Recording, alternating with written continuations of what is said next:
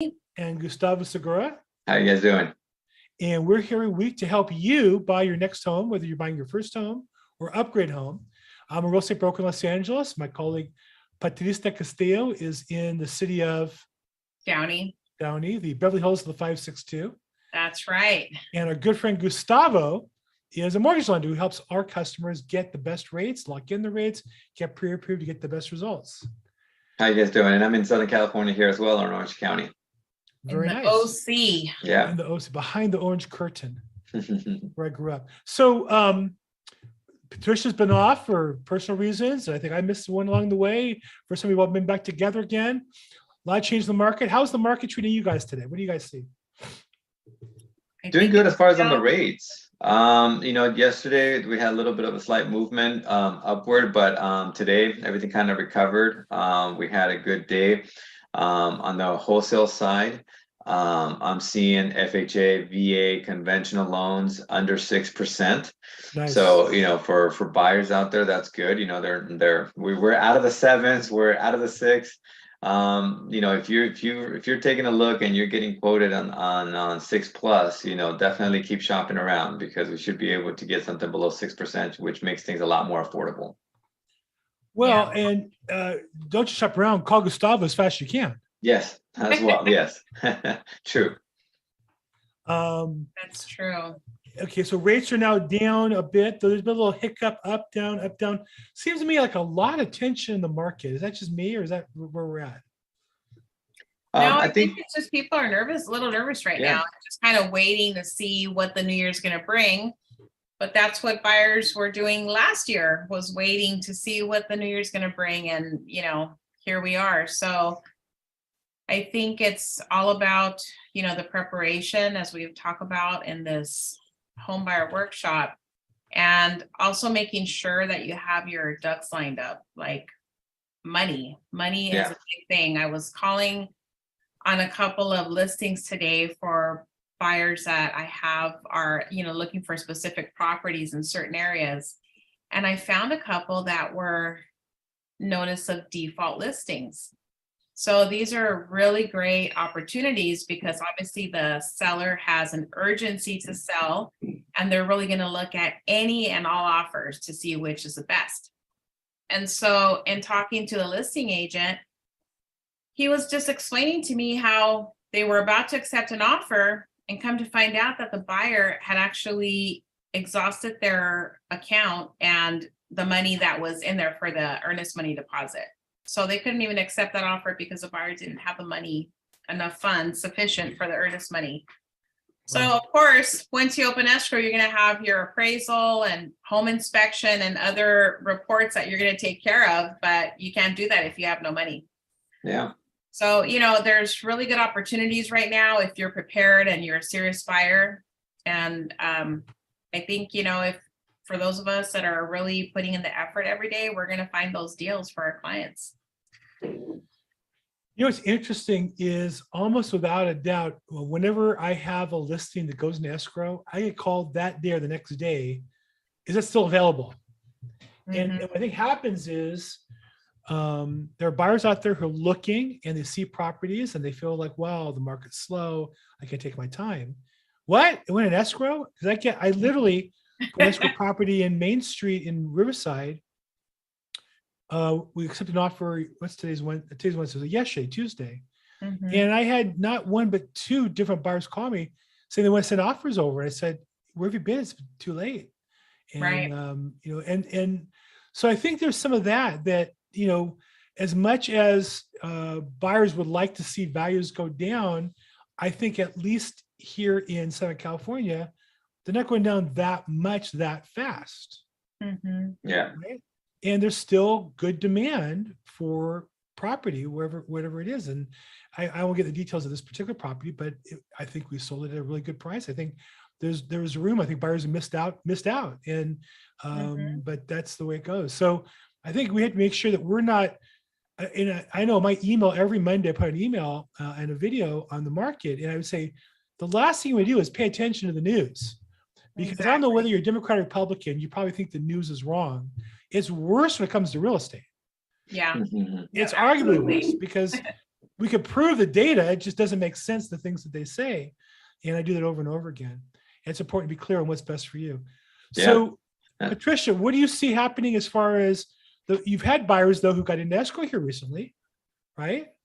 Oh yeah, absolutely. I just closed an off-market deal in Baldwin Park. So that was, a really great opportunity for this buyer. She came in, had already started negotiations, and it was like a family, sale. So that one just closed, and the values in Baldwin Park are upwards in 700s right now, borderlining West Covina. But yes, buyers are still getting great deals right now. And I keep pushing them also on the, not pushing, but just really explaining the difference with like the rates in the conventional side and FHA, because you're going to be in the fives if you get an FHA loan. Yeah. So, I have a few buyers that I've been looking for properties for them already because they have very specific needs and, desires. But the other buyers that are just coming in right now, they're just excited to be able to get into a property because there's less competition at this time of the year. And they're serious buyers. They really need a place, to live. What I'm also seeing lately is more of a combination like multi-generational living, where parents are helping the kids either by, them living with them for a short period of time. So the kids are living with the parents for a short period of time to save up that money for a down payment. And I'm also seeing parents that have come to open houses that with that interest of helping their kids to get into a home. So they're using funds that they have set aside over the years, their savings, to help their kids and gift them that money, to get into a home. So there's a lot of different scenarios that I'm seeing right now as far as the way that buyers are getting into homes. It's not just them leaning on their own income. It could be a gift of funds from a family, a gift of equity from a family. And, it's happening. I mean, I'm seeing buyers do it. So it's a really great opportunity right now I would say for buyers and sellers. Yeah. Yeah, and that's, the cost of living, right? The home prices. So when you're looking at a 3-5% down or 10%, that could be $50,000-$75,000, so definitely, and that's where you need that family support and help out. So you're right, I am seeing that as well. And that's when it's even more important to be able to talk to your lender ahead of time, because they got to, make sure that they research, okay, not just the buyer, but it's also where the funds are coming from. They want to make sure they document it, make sure your pre-approval is ready so that there's no surprises in escrow, right? That, they have the bank statements to show the money is there, the accounts. So that way you can, right away bid on that house and then just keep moving forward right into escrow. Right. Yeah. So here we are at the end of the year. And I have real estate agents who walk up to me all the time and tell me, oh my God, it's so slow, nothing's happening. I gotta tell you, I opened an escrow yesterday, took a listing last week, trying to get 1 or 2 deals in escrow still today, tomorrow, Friday, you never know, Monday. I know I've been working, and it seems to me about half the agents aren't working and half the agents are. So what do you see, Gustav? You work with other realtors besides us. About right? Half the agents aren't working, and the ones who are working and doing business? Yes, I have, as I contact some of my partners, some of them are like, hey, I'm closing out for December. Yeah. They're taking that out. And, They part of that in is October. Yeah. And part of that, it could be just because of the purchase price, right? If they sold 1 or 2 that are 1.2, 1.3 million, they're like, hey, I'm good. But, what I tell them is like, well, hey, let's talk about what 2023 looks like. Let's strategize. Let's keep going forward. And there's some that, they're like us. We're here. We're working through it. We know that every day and every call, it matters, right? Every post that we do. So I think we are seeing both sides. Yeah, and I think that it's funny how those agents will in January tell me, oh my gosh, I can't afford my MLS dues. I can't afford my, this, that. And it's like, well, yeah, because you didn't work in November and December. Yeah. And the beginning of January, right? So no judgment. If you can afford the time off, I think it's great. But you got to take care of your responsibilities, I think, first, and make sure you take care of your families. So, Patricia, are you off for the holiday? You closed down here for the next 2, 3, 4 weeks, and catching you on vacation on your laptop, sitting around the swimming pool? What's wrong with in you? Hawaii somewhere. Yeah. No, we're busy. We're working, throughout the end of the year and into the new year. So I'm still, available and not really. I mean, it's a busy time right now. So I love the fact that I'm able to continue working throughout the end of the year and helping people and getting them ready to get to the next step, whether it's getting them ready to purchase a home or, I'm working on a couple of listings right now where there's some repairs that are needed. So we're talking to different contractors and seeing what kind of cosmetic stuff we're going to do, and looking forward to getting those on the market probably early next year in January. So I couldn't take the time off even if I wanted to right now. There's too much to do, and my clients are relying on me right now. So I am available and working every day. I was out running some errands and I bumped into an investor who I'd met with about a year and a half ago. He never did anything. And he called me and said, let's go to lunch. I said, I'm not going to lunch. I'm working. Call me, text me, do a Zoom call. I'm glad to help you. But well, yeah, but things are slow this time of year. No, they're not. I got escrows to open and contracts to write and things to do. So I'm not working that many hours. Don't get me wrong. I'm going to finish here tonight, be done for the day, and spend time with my family. But I think if you put in a reasonable effort, this time of year is the best time for buyers to find deals, be in the market a little longer, there's a little less competition. For sellers, right, get a deal locked in and get the terms you want. It's a good time. If you have the time to pay attention to it, this is a good time to get those things done. Yeah. Buyers right now, they have enough time to go home and think about it, talk to their realtor and lender, and see what kind of offer they're going to put together. And so those are the negotiations that are happening right now, because it's not so cutthroat like it was last year and the year before, where you had to practically make the offer right at the open house because it was probably going to be sold in an hour. So, buyers have time to go home, think about it, full comps, look at what they want to offer, and really talk to, both agents to see what kind of compromise they can make on the offer. Maybe you're going to get concessions for closing costs. Maybe you're going to get some movement in the price, but this is a really good opportunity right now to have those conversations and see what kind of, how to leverage this market in your favor. And so this is what really excites me every day about this job is, just being in this industry, helping people is what I really love to do. So I take a little bit of, I would say, I'll shut it down after we end this call as well. But, I'm up early every day and online and on the phone and looking for deals. My clients are looking for specific properties. And so I'm really looking to help them get into the property of their choice, not something that they were basically backed up into a corner to get because of the market. Yeah. I think at this time period, like the NFL football playoff season, like there are some teams who are winding down because they did poorly all season and they're going to have the rest of the year off. The good teams are ramping up. This is a good time of year to ramp things up and really launch in the next year. So again, I take time off my family and weekends and holidays, but the rest of them is a good time to work. Gustavo, how about you? Yeah. You're a lender. Like you guys don't really work anyhow, right? Yeah, exactly. I keep harassing him. Yeah. No, it's one of those things that we all have this pipeline, right? So there's always work, like I mentioned, there's always strategy, there's always something that you do, right? And I always realize that the more you talk to buyers, you're gonna keep seeing what's going on in the market, right? Staying really close to it. So I keep on seeing the opportunity to talk to them about their credit reports, about their down payment, about who else can help them in order to get this house. Can they have a family member co-borrower? So even though we may think that people are like they don't qualify or they're done.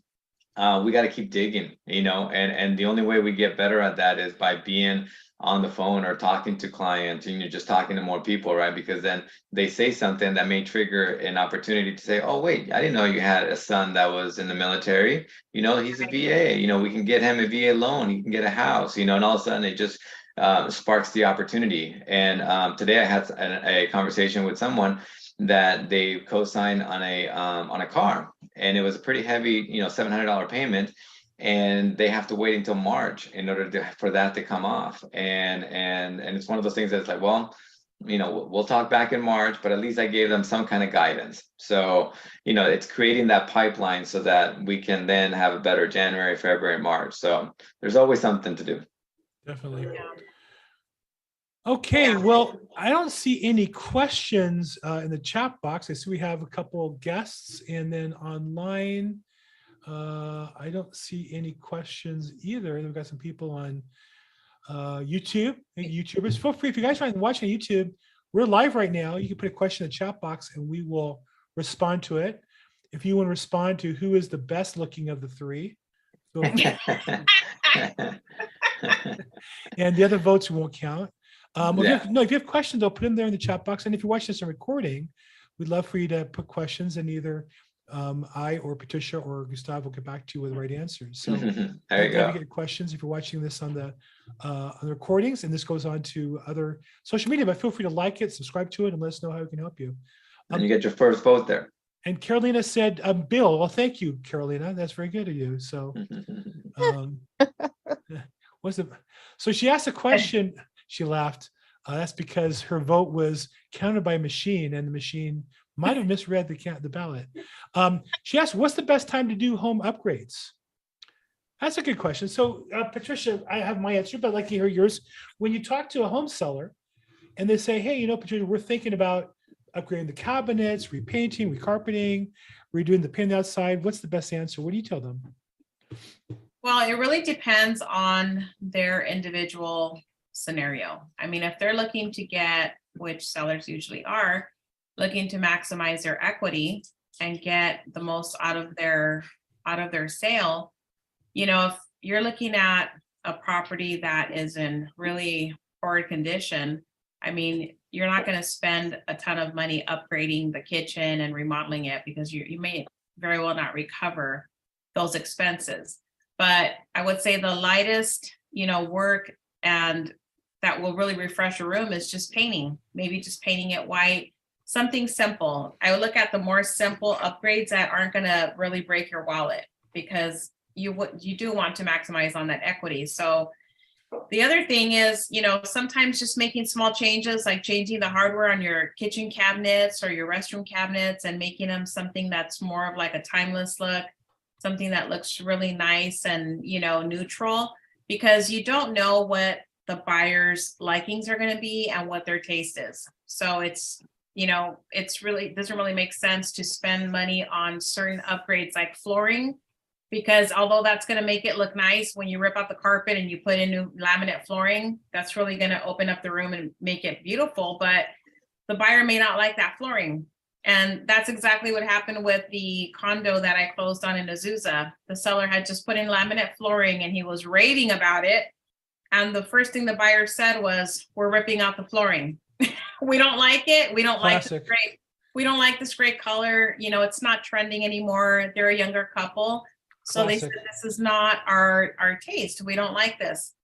So they're tearing out the brand new flooring that the seller just had his contractor put in.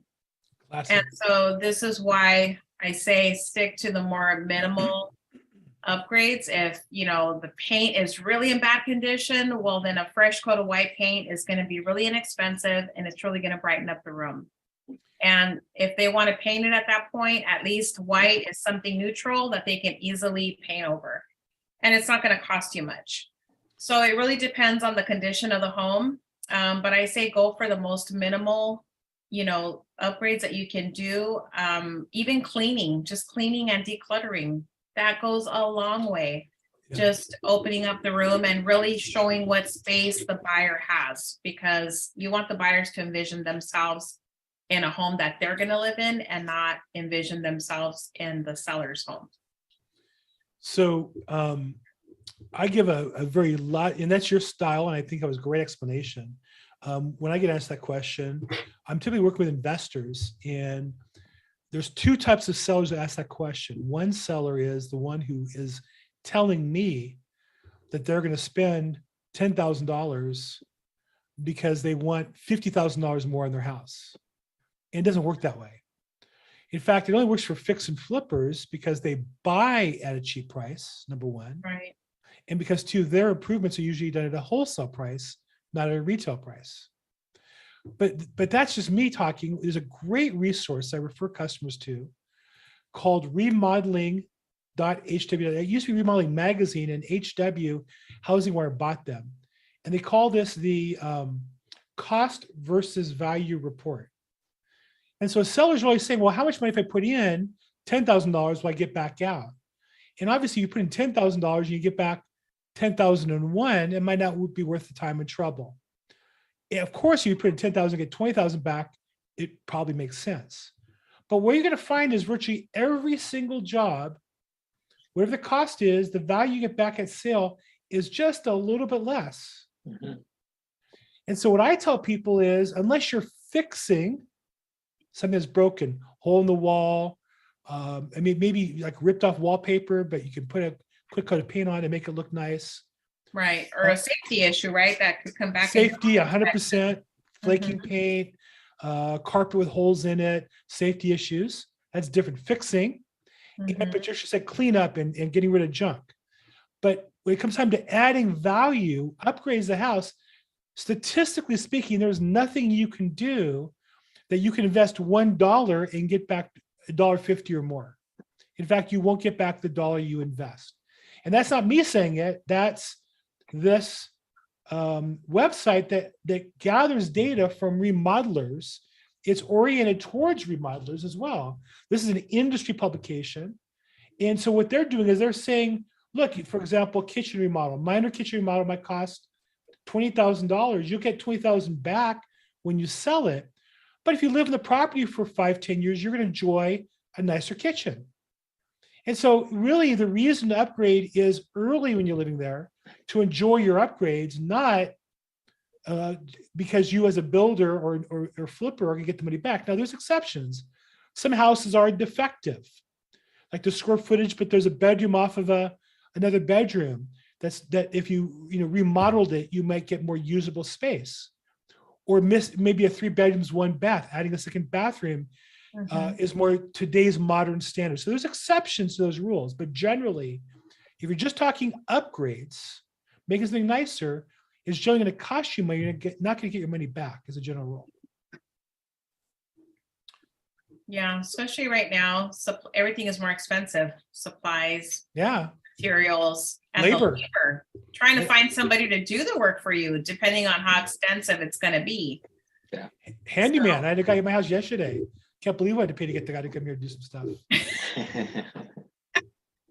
Yeah, it's the the sign of the times right now. It's not so easy to just say, oh, I'm going to spend, $15,000 on my home and then expect to get like 30,000 back on top of your price.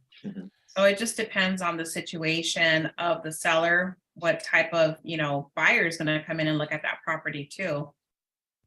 And like you were mentioning, Bill, investors, where they need to come in at a lower price, not retail, because obviously they're looking at that profit margin as well. So it has to make sense. You're welcome, Caroline. I'm glad I was able to help you. And if you change your vote, you can. Feel free to allow you to vote to change it. Yeah, but she's going to make repairs and live there. So she's not selling right now. Otherwise, we would be on the market. So that's different. Then you're going to make the repairs when you're ready to make them, when it's more suitable for you. And I would say also during maybe seasonal, right? Because if you're going to be painting your home, you're going to want to do it maybe in the springtime where it's comfortable for the painters and it's going to dry. It's funny. We at my house in the entrance, we have a little courtyard, and on one side we have a fence where our gate where the hardware broke, so I need a repairman to put on new hardware. The other side of the courtyard never had a gate, so we got like a metal fence to block it off, so we could let our dog out into the courtyard to run around a little bit. So I got the handyman to come to do the fence because that's broken. And we really need the gate for security. It's good when people come up to the house, they have to get into a gate. The side gate, really, it would cost, so we fixed the one gate for $100. And the fence kind of works a little clunky. But to put a new gate would cost today about $1,000 between the gate, the installation, and everything. And I don't want to enjoy this house. I'm trying to get my wife to say, let's move to Florida. So I'm wanting to fix things in repairs, but I don't want any more enjoyment here. I want to get out of here. So that's a whole nother story. But I deviate. Sorry, guys. But that really gets down to, are we going to get the value out of the property because they put another gate in? No. Would we enjoy having a gate? Maybe. I'm not $1,000 worth of enjoyment for that. The dog can sit with the other gate. We'll just make that work. Yes. Okay, I think we kind of went a little long today, but any last words, Gustavo? Anything you want to say before we wrap up? Yeah. There's as rates change, there's a lot of advertising out there of rates. So again, as I'm on the phone, people will say, well, I saw something being advertised at 5.5 or lower, and I always ask them, where, and I check it out myself. And I want people to be careful of the advertised rate. There's usually disclaimers, and there's usually, you need to put down 20%, 25% down. You need to have, they're charging you 2 points, right? And then there's additional fees. And because of that, now your rate is going to be so low, right? So, just be careful of that when you're reading and you're seeing these rates out there, because once you call them in, of course, their whole thing is going to be trying to get you to pull credit. Once they pull credit on you, they're going to feel like you're already gave them personal information. So it's always good to check. It's always good to, like Bill said, give me a call as well, but it's always good to check and ask them and what kind of scenario, look for those disclaimers, because I keep seeing that a lot where buyers are telling me that they're looking for this rate because somebody else told them and they told them they could get that. So just be careful of those advertised rates. Such good advice. I saw a rate that was advertised that was ridiculously low. Mm-hmm. And it was a real estate agent saying, hey, even though rates jumped up, you still can get a 30-year fix. And he gave the rate that maybe you could get today for an adjustable mortgage, but you can't get a fixed rate, the rate that he was quoting. Yeah. And I know it's a large independent brokerage that I know the owner personally. In fact, the owner had interviewed me to be a manager a while ago. And I reached out to the owner and said, look, this is obviously a lie. It's obviously illegal. There's no way that he is able to offer that rate.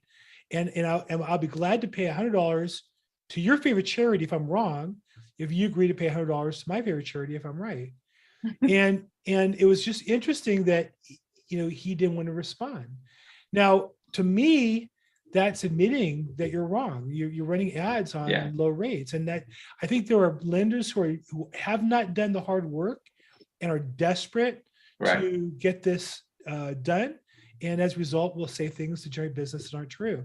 That's why it's important. That's why we work with Gustavo. Of course, if another lender had 3.5%, we threw Gustavo off like he was a wrapper on a candy bar. Of course, we get rid of him, right? But we can't because he's good and he has good rates. So we're stuck with him, for better or worse. Yeah. So no, we like him a lot. I like ITs.